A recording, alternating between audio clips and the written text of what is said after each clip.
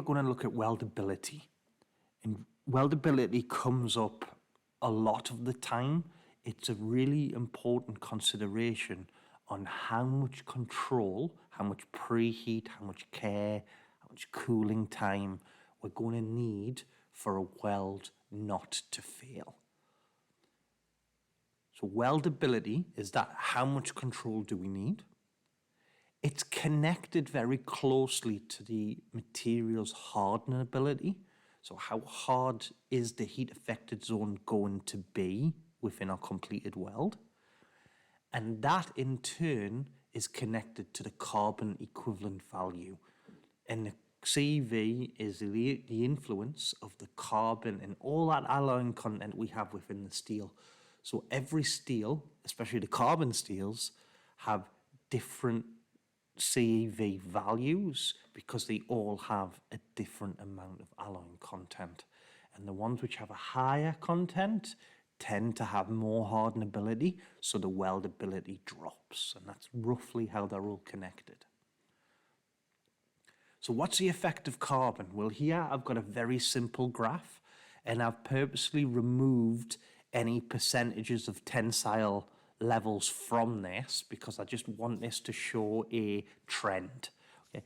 And what we can see here is as we increase the carbon equivalent from 0 up, tensile strength tends to go up with it. Now, as that happens as well, the hardness values also go up in line with the tensile test.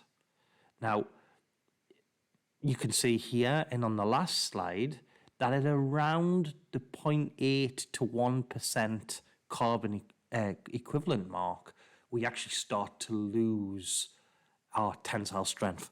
That's because our grain structures are changing with the effect of carbon, and it is graphene and graphite starting to form on the grain boundaries, and we start to move more towards a cast iron, at the higher percentages, 2 to 4%, and they just have terrible tensile values, but they're very hard. You can see hardness is always heading up. Now, as hardness goes up, of course, the elongation, the ductility of the material also falls.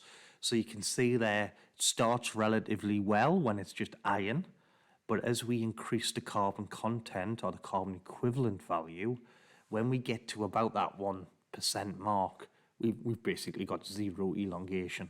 The material's now brittle. So what's CEV? Now, in plain and carbon steels, we use the following equation, and this is the IIW equation. So it's our carbon equivalent equals our carbon content plus our chrome, molybdenum, and vanadium. Add them together and divide it by 5. Our manganese divided by 6, and our copper and our nickel divided by 15. And those bottom numbers there, that 5, 6, and 15, refer to the equivalent that those alloying contents are for the hardenability in accordance with carbon.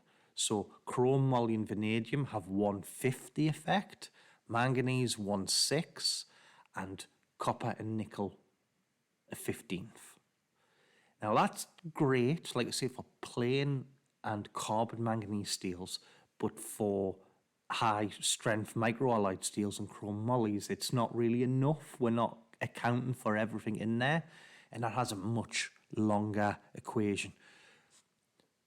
You don't need to remember how to do these off the top of your head. It's really good to know that they exist, and if you want to work it out, what you do is you go to your mill cert, you find the numbers. Normally the mill cert will already have this worked out for you, but if you need to do it, right, I need to go and find an IIW calculation or the Japanese calculation, the EN. There's a few different ones, so you have to be careful and make sure you're working out the ones you need. Now, we can then pull back the carbon equivalent in accordance with a hardness value. So there is hardness equivalence and weldability equivalence, which are general rough sort of workouts. Now, every time I've looked at this, I see a slightly different graph. So, you know, the whole point is to be able to have a rough idea rather than an exact answer. So you can see here, again, as carbon equivalent goes up, the hardness value in accordance with that is also going up. And that's if we work off CEV. Now, sometimes people work off PCM values.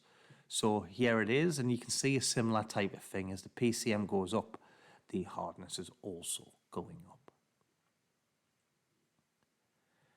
Now we've got the carbon equivalent from our value, we can start to understand what requirements we need to have. Now, preheat is one of the most common requirements in order to stop cracking, because what it's going to do is slow the cooling rate and try to keep us out of martensitic susceptible grain structure that might crack over a longer time.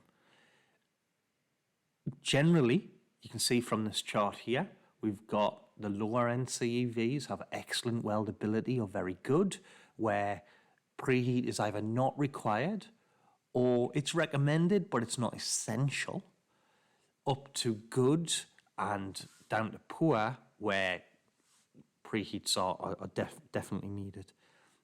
Now, the thing here is to work out, well, okay, I need a preheat. How do I work out my preheat? Well, EN 1011-2 in Annex C gives us a load of charts about working out using the CEV, the hydrogen content, the combined thickness, and the heat input. From there, we can look at those charts we have and select the right preheat value. Now, as an example, what I've got here is a preheat chart I've created. So don't take this one as gospel. Always look at the standard, EN 1011-2. But to give you an idea of what happens, we normally in those charts have a box which will tell us what this chart is applicable to. And like I said, there's many different charts in EN 1011-2. But they'll say, right, well, this chart is applicable to these hydrogen scales with these carbon equivalents. And you can see as the hydrogen scale goes up, so towards D, that's a lower hydrogen content.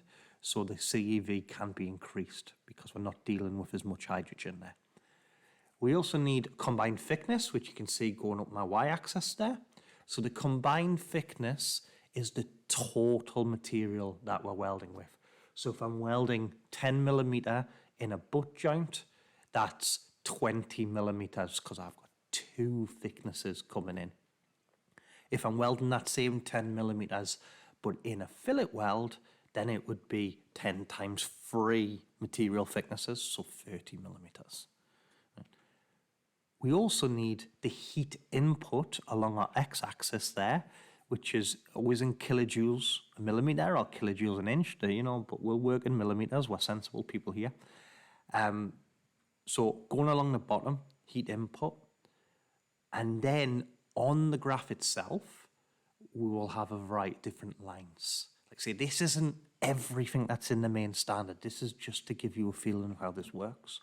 Now, working on this example, I've got my 80 millimeters steel at 1.5 kilojoules, 0.44 carbon equivalent, and I'm on the scale A for my hydrogen. So let's say, you know, I'm using cellulosic electrodes or something like that, very high hydrogen content, so that puts me on the bottom end of the scale.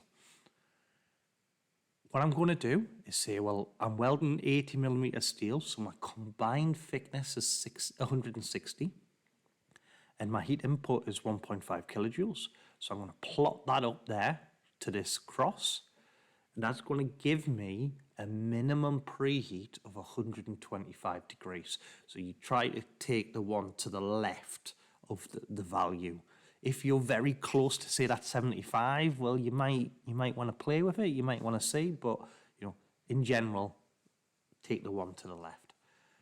What we can do though, let's say for whatever reason we can't apply 125 degrees preheat. I have the option, if you look along the bottom of the chart here, of increasing my heat input.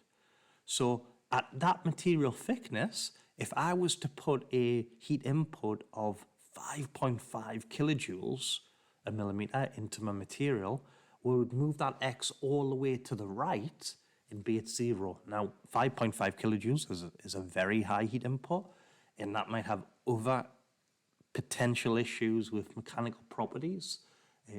In steels, most steels don't like that sort of level, but we could play around with it. Maybe we could get to 2.5 kilojoules and get more towards the 75. But at least it's shown us what potentially we can do to change that value if we need to do that. So in summary, what we've got is weldability is the ease at which that material can be welded. It's connected to how hard the heat affected zone is going to get. And by using the CEV along with our heat input, our combined thickness, and our hydrogen scale, we can then work out how we can weld that material without it failing, without it cracking after we welded it. So that's it for today. I hope that is answered anybody's questions. If not, always drop a comment in the video below if you want to try to capture anything else. But hey, as always, we'll see you next time, and good luck with your studies.